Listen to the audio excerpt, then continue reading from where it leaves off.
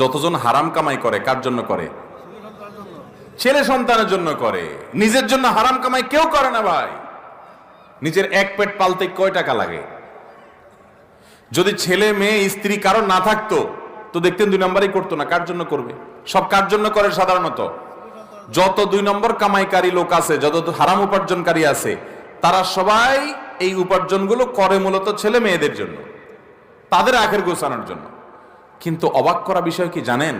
কিয়ামতের ময়দানে যখন আপনি ধরা পড়বেন, এই ছেলে মেয়ের কেউ কিন্তু বলবে না যে আল্লাহ আমার বাপের সব আমাদের জন্যই করছিল, নিজের জন্য কিছু করে নাই, আপনি যা শাস্তি দেওয়ার আমারে দেন, আমার বাপরে ছেড়ে দেন। বলবে? আল্লাহ কোরআনে বলছেন ইয়াউমা ইয়াফিরুল মারউ মিন আখিহি ওয়া উম্মিহি ওয়া আবিহি ওয়া সাহিবাতিহি ওয়া বানিহি লিকুল্লি ইমরিইম মিনহুম ইয়াউমা ইযিন শাআনুন ইউগনি। সেদিন সবাই সবাইকে দেখে পালাবে। মাকে দেখে সন্তান পালাবে, বাপ তো পরের